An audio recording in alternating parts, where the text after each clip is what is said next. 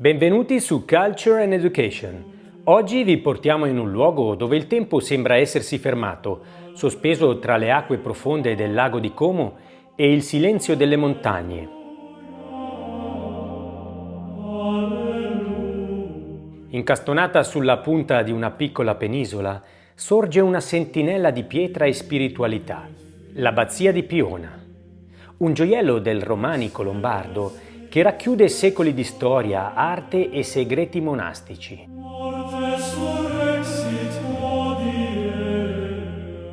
Immaginate di trovarvi sulla sponda lecchese del Lario, nel comune di Colico.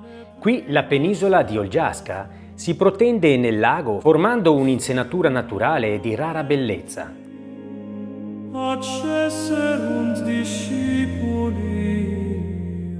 Nonostante oggi ci appaia come un'oasi di pace, nel Medioevo questa era una rotta militare strategica, la strada che collegava Milano al cuore dell'Europa attraverso la Valtellina. Le radici di Piona affondano in un passato remoto. Tutto ebbe inizio intorno al 616 d.C., quando il XIII vescovo di Como, Agrippino, decise di fondare un piccolo oratorio dedicato a Santa Giustina. Di quell'antica struttura oggi restano solo i suggestivi ruderi di un'abside, situati dietro l'attuale chiesa, testimoni muti di un'epoca di profonda trasformazione.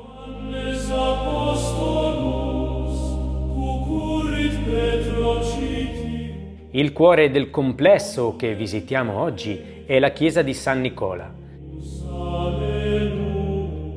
Sebbene una lapide indichi la sua consacrazione nel 1138, originariamente dedicata alla Vergine, le sue forme attuali sono il risultato di ampliamenti successivi. L'architettura è un esempio magistrale di romanico lombardo con influenze transalpine. Entrando, l'atmosfera è raccolta e severa. La navata unica ci conduce verso l'abside affrescata, dove un Cristo in maestà, circondato dai simboli degli evangelisti, sembra osservare i pellegrini da secoli.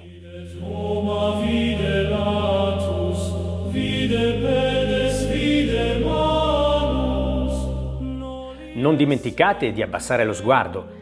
All'ingresso troverete due leoni stilofori in marmo che un tempo sostenevano un pulpito e oggi reggono le acquasantiere, simboli di una forza antica posta a guardia del sacro. Ma il vero tesoro di Piona si svela varcando la soglia del suo chiostro. Costruito tra il 1252 e il 1257 sotto il priore Bonaccorso da Canova. È un luogo di transizione tra il romanico e il gotico, dove l'irregolarità della pianta quadrangolare crea un dinamismo visivo unico.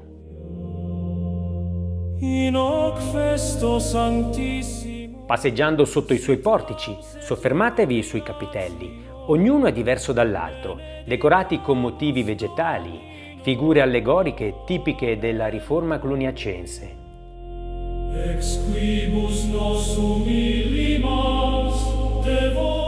Sulla parete nord spicca un affresco straordinario, un calendario simbolico. È una sorta di fumetto medievale che illustra i lavori agricoli legati ai mesi e alle stagioni, ricordandoci quanto la vita dei monaci fosse legata ai ritmi della terra. L'abbazia di Piona ha vissuto momenti di grande splendore e lunghi secoli di oblio. Dopo l'apice sotto l'influenza di Cluny, il monastero iniziò una lenta decadenza, passando attraverso il sistema della commenda e finendo secolarizzato da un decreto napoleonico nel 1798.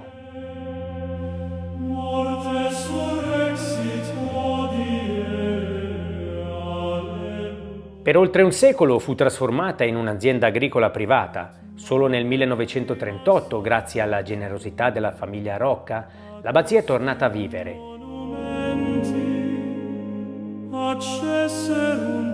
Oggi è abitata dai monaci cistercensi della congregazione di Casamari, che portano avanti una tradizione secolare.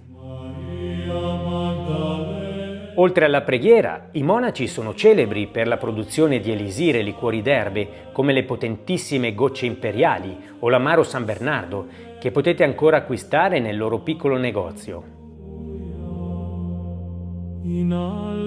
Piona è un invito a rallentare, a riscoprire la bellezza della storia che si intreccia con il paesaggio.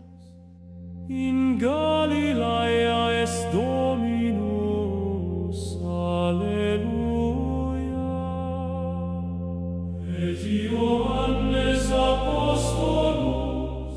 Se questo viaggio nel tempo vi è piaciuto, ricordate di iscrivervi al canale, lasciare un like e attivare la campanella per non perdere i prossimi appuntamenti.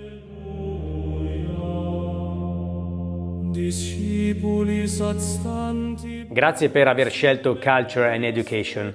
Alla prossima avventura culturale! Dicens pax vobis omnes.